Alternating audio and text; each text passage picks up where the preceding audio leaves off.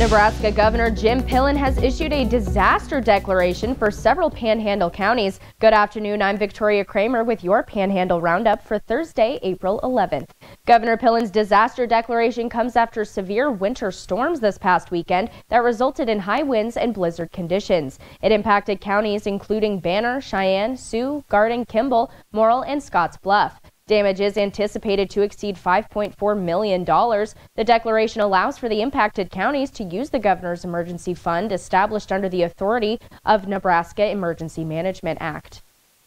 And the Scottsbluff County Planning Commission has given a positive endorsement to a conditional use permit for a utility-scale energy solar project planned for the southwestern part of the county. The commission voted 7-1 in favor of the permit application, which included a number of changes compared to the application that originally went before the panel last December. The $800 million project would place more than 600,000 solar panels on more than 1,000 acres of land, about 14 miles southwest of Scottsbluff and Gering. The measure now goes to the Scottsbluff County Commissioners. And police in Gering need your help in identifying this vehicle believed to belong to the suspect involved with beating a man with a hammer. We first brought you this story last week. Police have been working to identify the suspect through surveillance video and captured this image near the 1800 block of 20th Street. If you have any information, please contact the Gering Police Department at 308-632-7867. The name of the victim is not being released due to the ongoing investigation.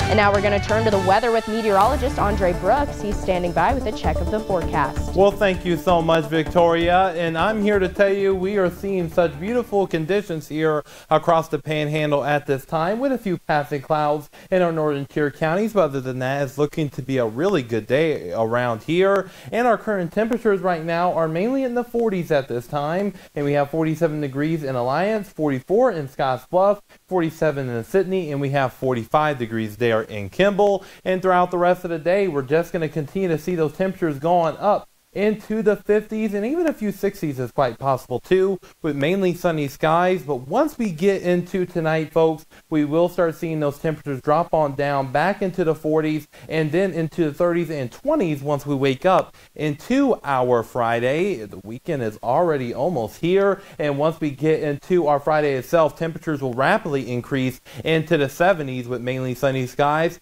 Now with sports with our very own John Clanton. Thanks, guys. And Mitchell hosting a boys golf invite on Tuesday. Here's a look at the final results. Scottsbluff, they're the winners overall, firing a team score of 302, holding off Gering, who finishes with a 334. Individually, it was a closely fought contest as some of the best in the state squaring off. Noah Shattuck of Scottsbluff and Brock Berry of Shadron both finished with 74s on the day. In addition to the Mitchell invite, it was also Western Conference, and the Bearcats, thanks to their monster day of 302, they earned the conference title, holding off Gering on the day. Great job by all of the golfers out in Mitchell. And finally, speaking of golf, the Nebraska Schools Activities Association keeping Class B boys state golf in the Scottsbluff-Gering area. Scottsbluff and Gering awarded to host another 4 more years of Class B boys state golf. The NSAA making the announcement this week. Scottsbluff-Gering will host 2025, 2026, 2027, and 2028. The two cities will also host girls state golf in Class B from 2024 to 2027. Now, the boys Class B state championships are set for May 21st and May 22nd this year at the Scottsbluff Country Club. That's all for sports. Back to you, News.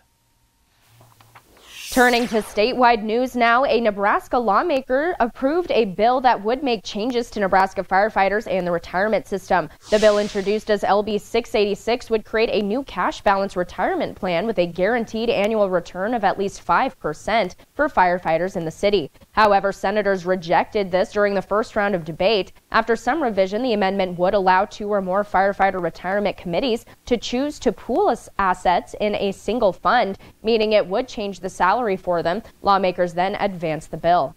And sticking with the Nebraska legislature, Bill LB 1363 has advanced. The bill introduced by Omaha Senator Mike McDonnell would increase the rate to $3.50 for each grand in value and directed the proceeds for additional uses. The amendment failed with the first vote 24-9, and after adjustments containing cutting the inheritance tax from 11% to 8%, it would also allow counties to retain $11 million in documentary stamp tax revenue.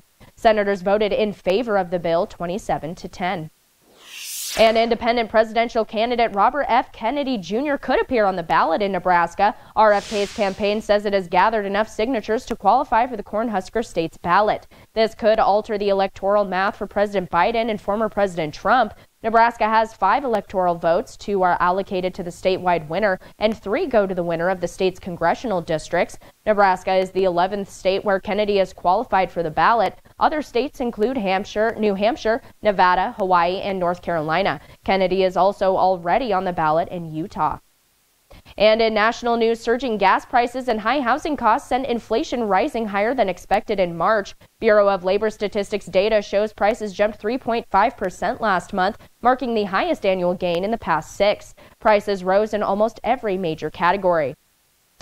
Gas and housing costs accounted for more than half of that monthly increase. That concludes this edition of KNOP's Panhandle Roundup. Remember to join us each weekday as we highlight the stories that matter in Nebraska's vast panhandle.